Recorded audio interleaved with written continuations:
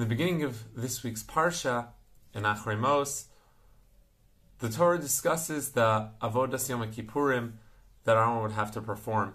And Rashi, at the beginning here, is fascinating.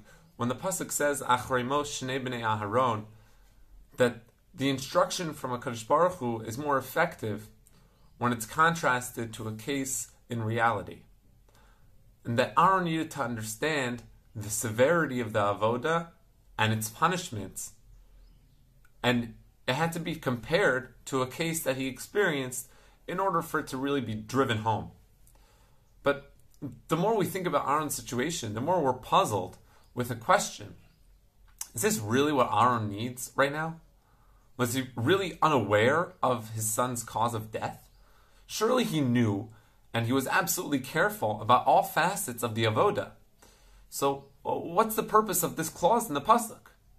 And also later on, when the pasuk lauds Aaron, Vayas kasher tziva Hashem es Moshe, isn't that obvious? Why would the pasuk need to add these words if they're directed at Aaron? We should have known that already. However, when we think about these two parshios, Achrei-Mot and Kedoshim, we become aware of a common theme that runs throughout. And that's the theme of resisting temptation, both physical and spiritual. The Torah has to mention resistance of physical temptation, Kedoshim Tihu, and it's obvious and critical to a life of service to a higher power.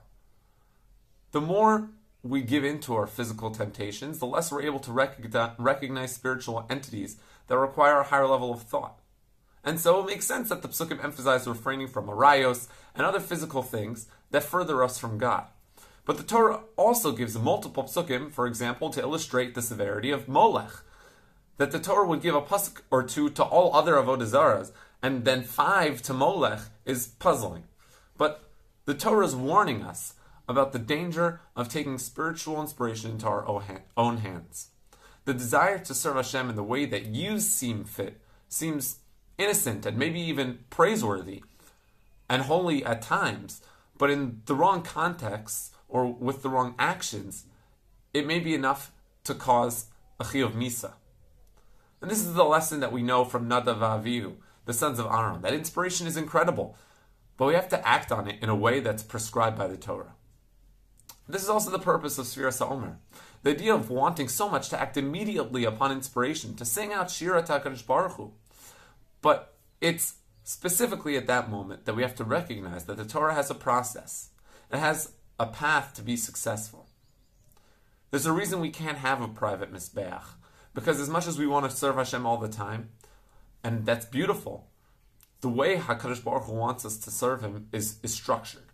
The Torah is hinting to us that this desire is so strong, it's something that even needed to be related to Aaron, even immediately after the passing of his children because of it. The pull to Molech, while we may view it today as inconceivable, could be so strong that even level-headed people, out of their desire to serve Hashem, could stray and do something as delinquent as Molech. This is why the Torah needs to describe to us the severity of the Aveira, and this is why the Torah needs to describe to us the proper way to serve Hashem.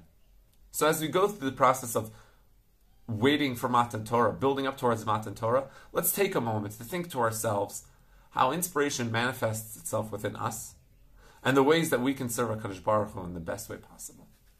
Good Shabbos.